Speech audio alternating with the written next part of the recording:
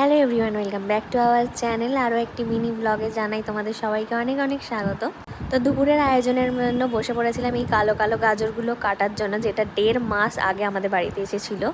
তারপরে এখানে নিয়ে নিয়েছিলাম 4 টুকরো মাত্র মাংস, যেটা দিয়ে আমরা বানাবো চিলি চিকেন, তাও আবার 3 জনের জন্য। দেখো এইটুকুনি হয়েছিল।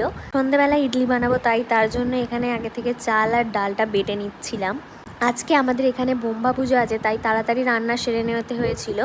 তাই জন্য রান্না বান্না আগে করে নিয়ে তারপর এসেছিলাম ঘরের কাজ করতে। বিকেলের দিকে বেরিয়ে পড়েছিলাম একটু মামার বাড়ি 3 জনে মিলে ঘুরতে। মামারা পুরী গিয়েছিল, তার জন্য আমাদের এই গিফটটা এনে দিয়েছিল। সন্ধ্যাবেলায় এখানে বানাচ্ছিলাম সবার জন্য ইডলি। এটা আমার ছোট বোনের বায়না ছিল যে আমি যাবো কাল তোদের বাড়ি, আমাকে ইডলি করে খাওয়াবি। তো তাই শুধু তার জন্য নয়, বাড়ির সবাই যেহেতু ইডলি খেতে ভালোবাসে, আমি সবার জন্য বানিয়েছিলাম আর সবাই খেয়ে ভীষণ খুশি হয়েছিল। আর এখানে আমার ছোটো বোন বলছিল খাচ্ছি, এটাও দেখাতে হবে।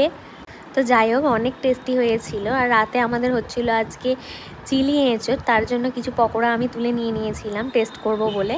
আর এই যে রাতের মেনু ছিল চিলি এঁচোড় আর রুটি। আমাদের সাথে এখানে আজকে পাখিও ডিনারে বসেছিল।